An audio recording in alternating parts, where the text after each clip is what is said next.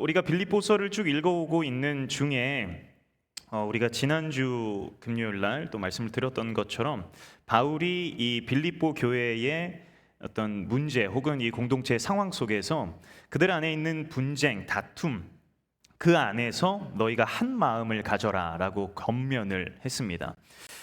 즉 이 모든 공동체가 그렇지만 서로가 다르고 각자의 생각과 사고 방식이 모두가 다 다르기 때문에 하나 되는 것은 상당히 어려운 일이지만 그럼에도 불구하고 그리스도 예수의 공동체는 하나가 되어야 되는 것이죠.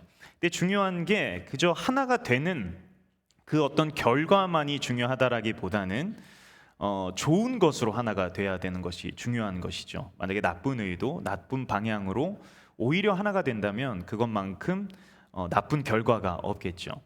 그러니까 이 바울이 말하는 바 한 마음을 가지라는 것은 너무 중요한데 그것보다 더 중요한 표현이 무엇이냐면 어떤 마음으로 하나가 되는가에 대한 부분입니다. 오늘 그 부분에 바울이 조금 더 자세한 어떠한 마음을 가져야 되는가를 설명할 때 즉 그리스도 예수의 마음을 가져야 된다라고 공동체를 권면하고 있는 것이죠. 각기 다르지만 예수 그리스도께서 우리 모두의 여기 모여 있는 우리 성도님들 한 분 한 분의 삶에 모델이 되어 주시고 방향이 되어 주신다라는 것은 상당히 놀라운 일이죠.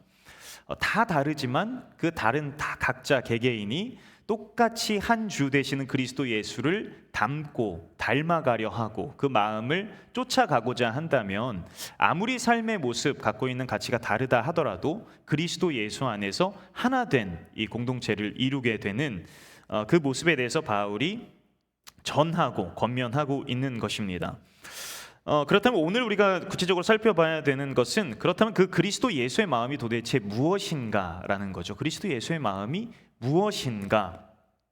오늘 본문의 내용을 살펴보자면 우리 6절과 7절 말씀을 우리가 읽었지만 다시 한번 보시면 그는 근본 하나님의 본체시나 하나님과 동등됨을 취할 것으로 여기지 아니하시고 오히려 자기를 비워 종의 형체를 가지사 사람들과 같이 되셨다라고 이렇게 이야기를 하고 있습니다. 저는 아마 이 편지를 읽으면서 이 마음이라는 것을 어떻게 생각하냐에 따라서 이 부분이 되게 어색하게 느껴지겠다 이런 생각이 들었어요. 왜냐하면 이 마음이라는 것을 우리가 요즘에 많이 사용할 때는 우리의 어떤 감정 상태, 우리가 어떻게 느끼는가, 그리고 우리가 어떤 걸 느끼는 걸 마음에 간직하고 있는가에 대한 어떤 구체적이라기보다는 좀 컨셉에 가까운 마음이라는 게 뭐라고 정의하기 힘든 상당히 큰 넓이에서 쓰이고 있는데 그 부분에서 보면은 이 마음을 품으라라고 얘기하고 그리스도 예수께서 행하신 일들을 열거한다라면 그러면 그게 도대체 무슨 마음인가라고 좀 의문이 생기게 되는 거죠. 근데 여기서 이 마음이라는 것 자체는 우리가 현대에서 사용하는 우리의 감정이 어떠한가라는 의미보다 우리의 삶의 중심에 우리의 인생의 가치가 우리의 방향이 어디에 있는가에 대한 표현입니다. 그래서 우리의 이 삶의 중심에 그리스도 예수의 마음을 가져야 하는데 첫 번째 바울이 설명하고 있는 그리스도의 마음이 무엇이냐면 바로 낮아짐의 마음이다. 이렇게 좀 설명드릴 수 있을 것 같아요. 낮아짐의 모습을 그리스도 예수께서 보이셨다라는 거죠. 6절에 보시면 그는 근본 하나님의 본체시다라고 이렇게 이야기를 하고 있습니다. 여기서 말하고자 하는 바는 예수 그리스도는 하나님이시다라는 것이죠. 하나님 그분 자체이시다, 그 본체이시다라는 표현입니다. 근데 그 하나님께서 종의 형체를 가지셨다라고 이야기를 하고 있죠. 본체와 형체, 이게 한국말로는 되게 다른 의미처럼 보이죠. 본체는 메인 이 바디를 얘기하는 것 같고 형체는 겉으로 보여지는 모습을 이야기할 때 많이 쓰기 때문에 근데 사실 원어를 보면 똑같은 단어를 사용하고 있습니다. 그러니까 예수 그리스도는 하나님이신데 그가 완전한 인간의 모습으로 인간의 본체의 모습으로 이 땅에 오셨다라고 이야기를 하는 것이죠. 즉 거룩하신 그 하나님께서 종의 형체의 인간이 되셨다. 우리가 이 사건을 이제 성육신이라고 이야기를 하는 거죠. 창조주 되시는 그분께서 이 땅을 다스리시고 만드시고 이 모든 것을 통치하시는 그 창조주 되시는 하나님이신 그리스도 예수께서 이 땅에 피조물의 모습으로 오셨다라는 것을 바울이 먼저 설명을 하고 있습니다. 이것 자체가 우리가 이해할 수 없는 엄청난 이 넘어감이죠. 이 점프가 있죠. 그러니까 거룩하신, 영원하신, 무소부재하신, 없는 곳이 없으신, 능력이 많으신 그분께서 아주 작디 작은 인간의 형체로서 오셨다라는 것은 아마 우리가 어떠한 기적의 이야기를 듣는 것보다 더 큰 기적과 같은 이야기일 것입니다. 예수 그리스도께서 그 놀라운 성육신의 신비의 일을 이루셨다라는 것이죠. 근데 그것으로 끝이 아니라 자기를 낮추시고 죽기까지 복종하셨으니 곧 십자가에 죽으셨다라는 것입니다. 십자가 제도는 우리가 잘 알고 있다시피 상당히 잔인하고 모욕적인 이 형벌이었죠. 유대인들이 생각했을 때도 나무에 달린 자마다 저주를 받았다라는 이 율법의 내용을 봤을 때 십자가에서 달려 죽는 일은 그 어떤 형벌보다 수치스럽고 저주를 받아 마땅한 인간에 대한 결과를 보여주는 참혹한 모습이었습니다. 근데 창조주이신 그분께서, 거룩하신 하나님의 본체이신 그분께서 십자가에서 이 잔인하고 모욕적인 결과를 받으셨다라는 거죠. 굳이 이것을 그래프로 여러분들이 만약에 이런 삶을 사셨다, 물론 그럴 수는 없지만 만약에 그렇다고 가정하고 누군가가 여러분들에게 인생의 그래프를 그려본다라고 얘기를 한다면 아마 완전한 내리막이겠죠. 하나님이신 그분께서 인간으로 낮아지셨죠. 근데 낮아지는 것뿐만 아니라 인간 중에서도 거의 끝이라고 이야기할 수 있는 가장 치욕스러운 결말을 맞이한 인생이라고 이야기한다면 누가 말해도 누가 생각해도 이 인생은 내리막의 인생이다. 근데 성경은 이것이 절망 속으로 내리막으로 가는 인생이 아니라 예수 그리스도의 겸손, 예수 그리스도의 마음, 예수 그리스도의 낮아짐이라고 바울이 설명하고 있는 것이죠.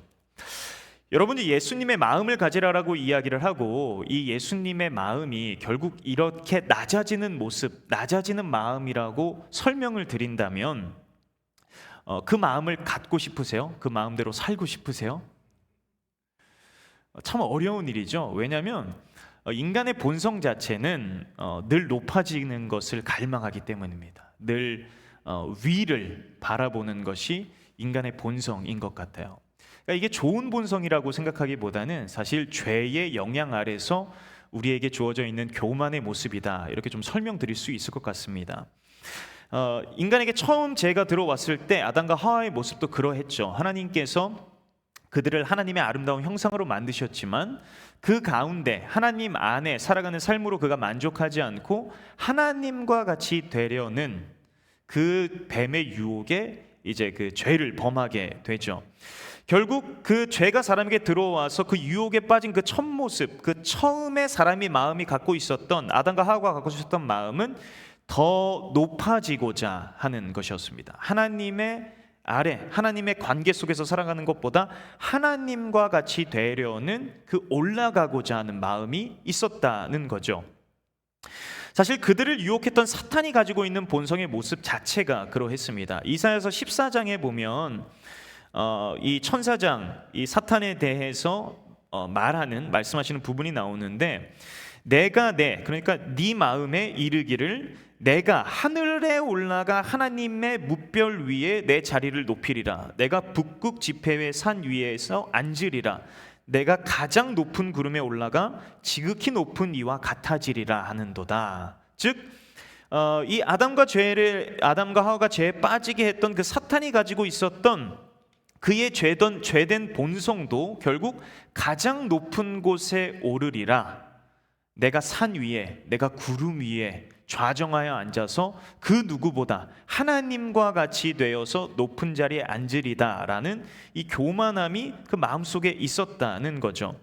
즉 우리가 때로는 그 높아지고자 하는 마음이 우리의 인생의 동기와 같이 느껴지게 될 때도 있고, 그것 때문에 열심히 살고 그것 때문에 내 인생을 희생해서라도 높은 자리에 오르고자 하는 어찌 보면 세상이 말할 때는 참 열심히 산다라고 말할 수 있는 그 마음의 근본적인 마음의 상태는 사실 죄로부터 왔다라고 이야기할 수 있죠. 하나님이 주신 삶을 열심히 살아가는 것이 아니라 우리 마음속에 내가 다른 사람들보다 조금 높아지려고 하는 마음이 계속해서 나를 움직이게 한다면 그것은 죄의 영향 속에 있는 우리의 연약함의 모습일 것입니다. 우리 마음속에는 계속해서 때로는 다른 사람들과 비교하는 마음도 찾아올 때가 있죠. 이것도 결국 높아지고자 하는 마음에서 생겨나게 된다라고 좀 생각이 드는 것 같아요. 결국 이 많은 나와 같이 경쟁을 하는 사람들 속에서 나는 어느 정도의 위치에 설 수 있는 사람인가? 등수를 매기면 나는 몇 등인가? 나는 몇 등급인가? 나는 누가 인정해 줄 수 있는 위치에 섰는가? 운이 좋아서 그것을 이루면 다른 사람들보다 높아진 것 같아서 우월감을 느낄 때도 있고, 때로는 그걸 이루고 싶지만 이루지 못하기 때문에 열등감에 빠지기도 하는 거죠. 우리의 인생이 어떨 때는 높은 것 같아서 기뻤다가 어떨 때는 낮은 것을 경험해서 마음이 너무나 힘든 그런 이 업앤다운 속에서 혹 우리가 살아가고 있진 않은가, 이런 생각도 많이 해보게 됩니다. 결국 이 죄성이 우리를 계속해서 높은 곳을 바라보게 하고 그 높은 곳에 앉기 위해서 내 인생을 희생하라라고 가르치고 있고, 결국 이 바울의 가르침, 다른 사람들을 나보다 낮게, 그러니까 좋은 존재로 여겨라 라고 가르치고 있는데, 우리는 다른 의미로 다른 사람들을 나보다 낮게 만들기 위해서 노력하면서 살아가고 있진 않은가, 그것이 나를 불안하게 하고 흔들고 있진 않은가, 좀 생각해 봐야 되겠다라는 생각이 듭니다. 가끔은 우리가 교회 안에서 이 섬김이라는 자리, 어찌 보면 가장 낮은 곳을, 가장 낮은 자리라고 말할 수 있는 그 자리를 섬기면서도 높아지기 위한 마음이 혹 있지 않은가 스스로 좀 질문을 해봤어요. 가끔은 제가 말씀을 전할 때도 아니면 교회 사역을 할 때도 결국에 그 의미는 가장 낮아진 예수 그리스도, 그분의 자리에서 나도 예수님처럼 섬김으로, 사랑으로, 믿음의 수고를 해가는 것이 마땅히 저에게 주어져 있는 아주 중요한 방향임에도 불구하고, 어떨 때는 가장 낮은 자리에 가게 됨으로 인하여서 결국에 이 일 때문에 내가 높아지는 것은 아닐까? 라고 기대하기도 하는 거죠. 이 낮아진 나를 봐, 나를 좀 인정해줘, 나를 좀 칭찬해줘, 이러면서 결국 이 사회 속에서 조금 더 이 괜찮은 자리, 높은 자리를 올라가고 싶어하는 마음이 혹 우리의 종교성 속에 숨어 있는 것은 아닌가 라고 묻게 되는 거죠. 제가 여러 가지 질문만 여러 개 드리게 되네요. 말씀을 준비하면서 이런 질문들이 우리에게 참 필요하다, 이런 생각이 들었습니다. 결국 살아가는 삶의 모습, 종교적으로 우리가 갖고 있는 어떤 겉모습은 좋아 보일 수 있고 괜찮아 보일 수도 있지만, 근데 하나님이 결국 물으시는 것은 우리의 삶의 중심에, 우리의 깊은 마음의 그 아주 깊은 그 자리 잡은 그 가치, 그 방향, 그 목적, 결국 그게 무엇이냐라고 물어보게 되는 거죠. 인간의 이 죄성은 결국 계속해서 우리를 높은 마음, 교만의 자리로 이끌려고 하지만, 오늘 바울이 설명하고자 하는, 너무나도 전하고 싶어하는 그리스도 예수의 마음은, 그분의 마음은 언제나 아래로 향해 있다라는 것을 오늘 우리는 보게 됩니다. 바울이 권면하는 것처럼 겸손한 마음으로 각각 자기보다 남을 좋게, 낮게 여겨라 라고 말하는 이 권면의 완벽한 모델이 바로 예수 그리스도이신 것이죠. 얼마나 그분이 낮은 곳으로 향하시냐면, 그분은 높은 데에 마음을 두시는 것이 아니라 낮은 곳으로 언제나 흘러가시는 분이신가를 생각을 해보면, 바로 그 낮아짐 때문에 우리라는 이 존재가 구원을 얻게 되는 것이죠. 우리라는 존재는 결국 계속해서 높아지려고 하는 이 하나님처럼 되고자 하는 이 욕망을 가진 교만한 인간으로서 결국 제일 밑바닥에 결국 처해야 되는 그런 끔찍한 결말을 맞아야 되는 것이 우리인데, 근데 놀랍게도 그리스도 예수께서는 진짜 이런 연약한 우리에게 영광스러운 삶을 주시려고 마치 하나님이신 그분께서 그리스도 예수께서 받으셨던 영광과 같이 그 놀라운 영광을 우리에게 주시려고 오히려 이 땅에 인간의 모습으로 오신 그분의 성품으로 인하여서, 그분의 사랑으로 인하여서 우리가 예수 그리스도의 영광스러운 그 삶을 뒤따라 살아갈 수 있는 놀라운 구원이 우리 가운데 찾아온 것이죠. 하나님과 같이 되려고 하는 참혹한 인간의 죄, 그 안에서 우리를 구원하시려고 오히려 하나님께서 인간의 모습으로 낮아지셨다는 것입니다. 그리스도 예수께서는 낮아지시는 분이시죠. 저는 그 낮아짐의 구체적인 모습이 오늘 본문에서 이 부분에서 좀 저는 개인적으로 많이 묵상을 하게 됐습니다. 그는 근본 하나님의 본체시나 하나님과 동등됨을 취할 것으로 여기지 아니하셨다. 이것을 그냥 한글 성경으로 생각해 봤을 때 두 문장으로 나누자면 이렇게 이야기할 수 있겠죠. 하나님은, 예수 그리스도는 하나님과 동등되시다, 하나님의 본체시다.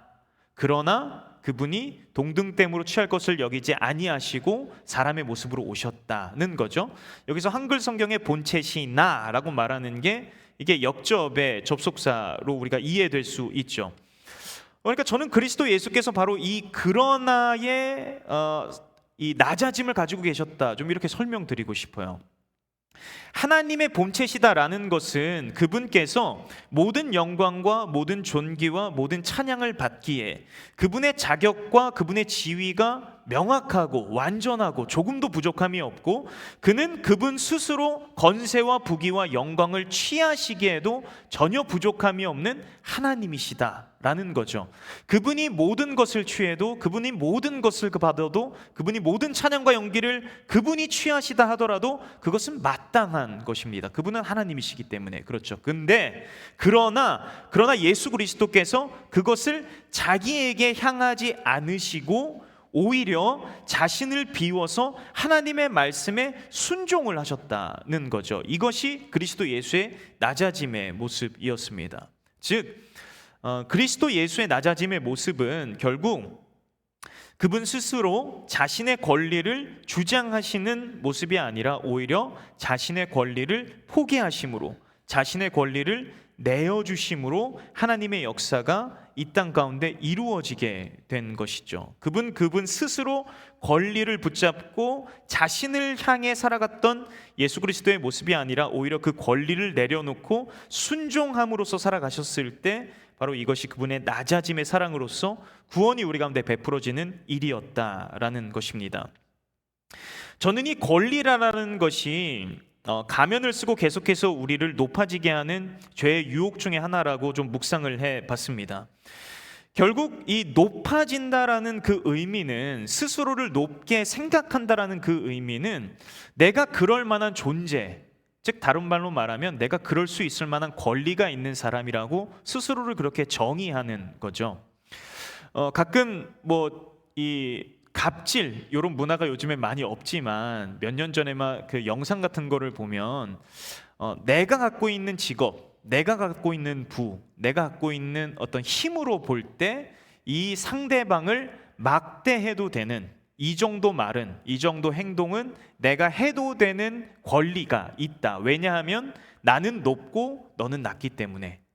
이런 이 사고에서 이제 이 갑질 문화 같은 것이 나오는 거잖아요. 아쉽지만 그렇죠. 우리가 살아가고 있는 현실이 그렇죠. 가끔은 그런 모습이 교회 안에 있는 것을 볼 때도 참 슬프다, 이런 생각이 듭니다. 얼마 전에는 한 대형 교회에서 목회를 하시는 목사님께서 언어로서 어떤 말의 이 심각함으로써 다른 동역자들을 대했다, 이런 뉴스들을 봤을 때도 상당히 마음이 아팠습니다. 왜냐하면 물론 저에게 그런 죄가 없다 이렇게 이야기할 수 있는 것은 아니지만, 근데 그리스도 예수께서 우리에게 가르쳐 주신 방향과는 다르기 때문에 그렇죠. 결국 이 권리를 가지고 있다라고 스스로 생각하는 거, 내가 다른 사람보다 힘이 있고 내가 이 정도는 할 수 있다라고 생각하는 것이 우리를 스스로 높게 만드는 어떤 빌미를 제공하는 삶의 연속적인 부분들이 있는 거죠. 때로는 나에게 잘못한 사람, 내가 용서해야 되는 사람, 그 사람에 대하여서도 용서하기가 힘든 이유 중에 하나는 내가 그 사람을 마땅히 미워할 수 있는 권리가 나에게 있다라고 생각하기 때문이죠. 복수를 할 수 있는 권리가 나에게 있다. 지금은 그렇지 않지만 내가 언젠가 힘을 가졌을 때, 내가 그럴 수 있을 만한 때가 됐을 때 그대로 갚아주리라. 아니 2배, 3배로 갚아주리라. 근데 그 마음속에는 이런 마음이 있는 거잖아요. 나는 당했으니까, 내가 괴로웠으니까 나는 충분히 당신에게 그럴 수 있을 만한 권리가 있다.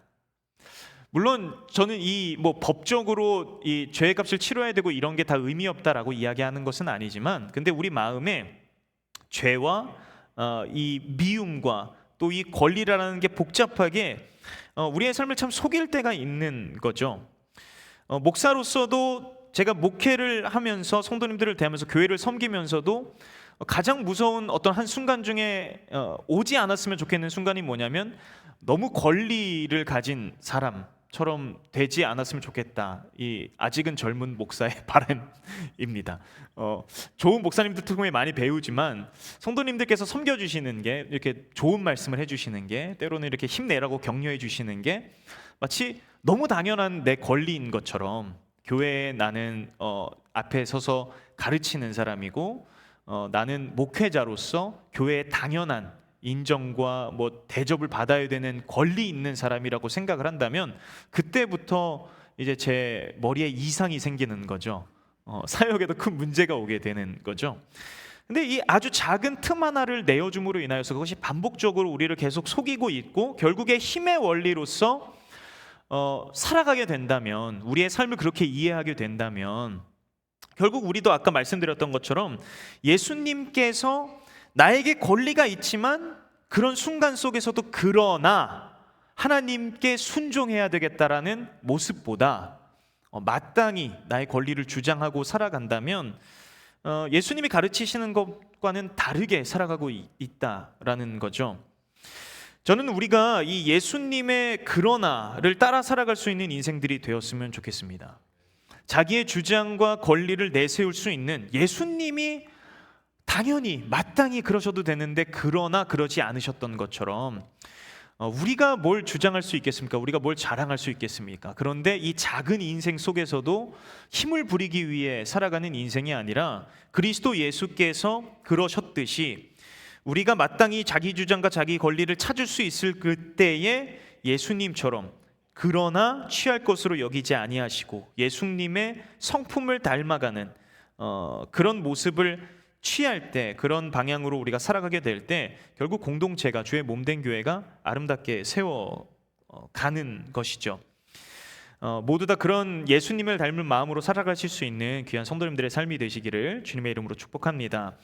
두 번째로 나누기 원하는 것은 그 뒤에 일어나는 어떤 일이죠. 결국 예수님의 낮아지심 이후에 그 뒤에 본문에서 설명하고 있는 바는 지극히 높아짐입니다. 9절 이후에서 11절, 9절부터 11절까지 말씀해 보면, 하나님이 그를 지극히 높여 모든 이름 위에 뛰어난 이름을 주사 하늘에 있는 자들과 땅에 있는 자들과 땅 아래에 있는 자들로 모든 무릎을 예수의 이름에 꿇게 하시고 모든 입으로 예수 그리스도를 주라 시인하여 하나님 아버지께 영광을 돌리게 하셨다는 거죠. 예수님의 낮아지심, 그리고 이때부터는 이제 하나님께서 행하신 일을 9절에서부터 11절까지 말하는데, 종합적으로 얘기하면 그리스도 예수에게 놀라운, 지극히 영광스러운 이름, 그 영광을 돌리는 그리스도 예수의 높아짐의 모습을 하나님께서 주셨다라고 바울이 그렇게 이야기를 하고 있는 거죠. 이것은 이 이사야서에서도 나오는 개념이죠. 이사야서에 보면 그 보내실 메시아가 결국 모든 무릎이 꿇고 모든 혀가 맹세하게 될 것을 하나님께서 말씀하셨습니다. 이사야서 45장 23절에 보면 그 본문이 등장을 하고, 또 이후에 나오는 이사야서 52장에 등장하는 그 고난받은 종에 대한 이야기를 할 때 결국 하나님의 종으로 부르심을 받았지만 그 종이 고난을 받게 되지만 결국 하나님께서 그 종을 어떻게 어떤 결과, 어떠한 이를 만나게 하시는가를 설명할 때, 내 종이 형통하리니 받들어 높이 들려서 지극히 존귀하게 되리라. 전에는 그의 모양이 타인보다 상하였고 그의 모습이 사람들보다 상하였으므로 많은 사람이 그에 대하여 놀랐거니와 그가 나라들을 놀라게 할 것이며 왕들은 그로 말미암아 그들의 입을 봉하리니 이는 그들이 아직 그들에게 전파되지 아니한 것을 볼 것이요 아직 듣지 못한 것을 깨달을 것임이라. 즉 고난받는 종이지만 결국 하나님께서 그 종을 영광스럽게 하실 것이다라는 말씀이죠. 결국 그것이 그리스도 예수 안에서 이루어졌고 오늘 바울이 그 개념을 다시금 설명하고 있는 것이죠. 이 고난받는 모습으로서 인간의 세상에 낮아지신 그리스도 예수를 하나님께서 높이실 것이다, 영광스럽게 하실 것이다. 근데 제가 주목하게 된 부분이 뭐냐면 그 접속사 9절에 보면은 이러므로라고 본문이 시작하는 거죠. 만약 제가 그런 권위가 있는 것은 아니지만 이 부분을 쓴다면 9절 초반에는 사실 역접 접속사를 쓰는 게 조금 더 어울리겠다 이런 생각이 듭니다. 왜냐하면 낮아지심, 그의 낮아지심, 그의 인간이 되셔서 죽기까지 복종하심, 그 이후에 하나님의 높아지심이라면 그러나 이런 걸 쓰면 조금 더 자연스럽지 않겠어요? 예수님이 낮아지셨지만 그러나 하나님이 높이셨다, 이러면 좀 부드럽게 느껴지는데 여기선 이러므로, 그러니까 원인이 있고 결과를 나타내는 표현으로 접속사를 사용했다라는 거죠. 결국 이 부분에서 생각해 봐야 되는 것은 이게 상황이 역전되어서 이 중요한 의미가 있는 것이 아니라 결국 이 낮아짐의 모습을 하나님께서 어떻게 보셨는가, 그 하나님의 관점에서 그 낮아짐의 모습은 망하거나 약하여지거나 부족해져가는 모습이 아니라 결국 하나님이 보실 때에는 높임받아 마땅한, 하나님께서 높이시는 인생의 모습이 바로 그리스도의 모습이었다라고 이야기를 하고 있는 것이죠. 결국 예수 그리스도는 세상이 볼 때는 낮아짐의 모습이었지만 결국 그 낮아지는 인생을 하나님께서 높이셨다라는 겁니다. 높이셨다. 하나님이 높이셨다. 결국 우리의 인생은 이 길을 따라가는 거죠. 이 세상을 살아가는 데 있어서 우리는 그리스도 예수께서 낮아지셨듯이 계속해서 우리를 낮아지게 하는 그 삶을 살아가게 되는 것입니다.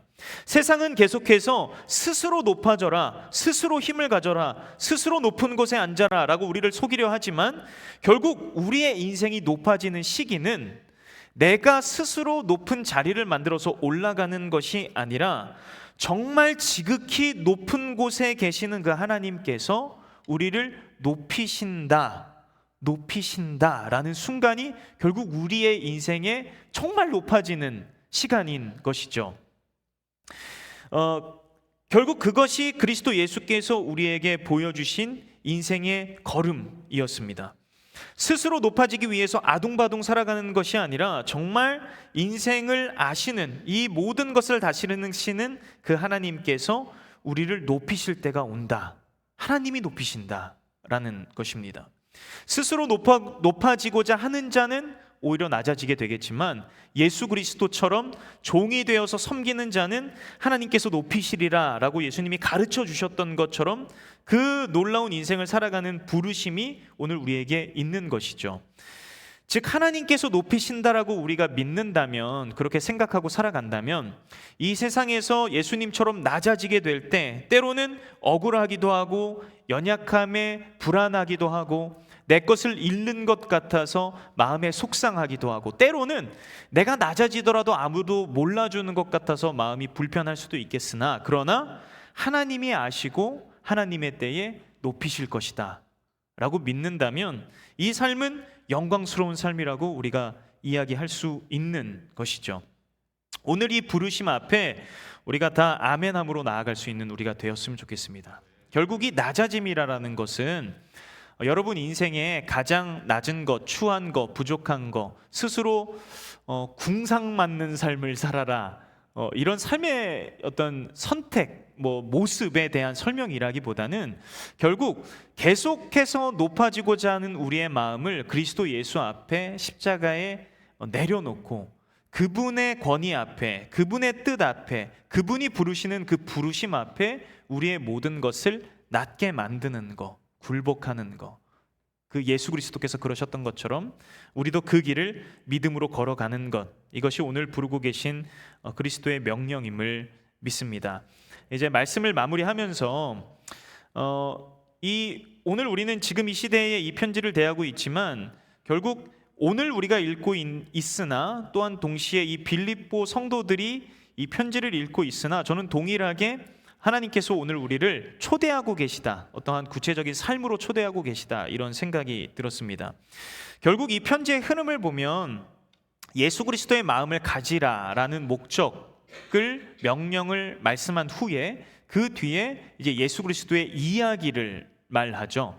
그러니까 예수님의 마음을 가지라라고 이야기하고 바울이 설명하고 있는 바는 예수님이 이 땅에 오셨고 죽으셨고 그리고 예수 그리스도를 하나님께서 높이셨다. 어찌 보면 예수님의 삶을 함축적으로 설명하는, 아주 간단하게 설명하는 내용일 것입니다. 결국 이 내용을 설명하는 의미는 결국 우리를 어떠한 시작선에 놓는 것인데, 그 시작선이 무엇이냐면 바로 예수 그리스도께서 인생을 살아가셨던 것처럼 오늘 우리도 예수 그리스도의 그 믿음의 삶의 걸음을 따라가는 그 시작점에 우리를 초청하고 놓는 것이죠. 예수님만 이 일을 이루셨다, 이 일을 이루셔서 이제 모든 이야기가 끝났다라는 것이 아니라 결국 예수님께서 그렇게 낮아짐의 삶을 사셨고 그 예수 그리스도를 하나님께서 높이셨듯이 오늘 살아가는 우리도, 그리스도의 몸된 교회된 우리도 그리스도 예수께서 그러셨던 것처럼 살아간다면, 예수님께서 낮아지셨고 그분께서 하나님의 말씀에 굴복하여서 걸어가셨던 믿음의 길을 우리도 걸어간다면 예수님께서 영광 가운데 높아지셨듯이 우리도 하나님께서 높이실 것이다. 우리 이 땅에서 뭐랄까요, 공식처럼 낮아지니까 하나님 높아주시겠지, 이런 세상의 방법을 말하고 있는 게 아니라 결국 그리스도인이라는 존재가 결국 어떠한 목적과 어떠한 인생을 살아가게 되는가에 대한 이 초청이라고 생각이 듭니다. 여러분, 축복하기는 교회된 우리 몸된 지체 되신 우리 모든 귀한 성도님들이 저를 포함해서 이 아름다운 몸된 교회를 이뤄가는 우리 모두를 통해서 정말 그리스도가 생생하게 나타나고 그리스도가 영광 받으시고 또 우리를 하나님께서 그 마지막 때에 보셨을 때 이 예수 그리스도께서 걸어가셨던 것처럼 너희도 참 잘 걸어왔구나 라고 말씀해 주셨으면 너무 좋겠습니다. 칭찬받는 교회가 되었으면 좋겠습니다. 근데 오늘 본문에 보면은 그건 큰 일이어서가 아니라 그리스도 예수께서 보여주신 그 낮아짐의 삶, 굴복하는 삶, 나의 권리를 내려놓고 하나님의 권리에 순종하는 삶을 살아가는 것이 결국 우리를 부르고 계신 예수 그리스도의 명령이다. 오늘 우리 모두가 그 마음을 담아 주님 앞에 나아가고 또 은혜를 누릴 수 있는 모든 성도님들의 삶이 되시기를 주님의 이름으로 축복합니다.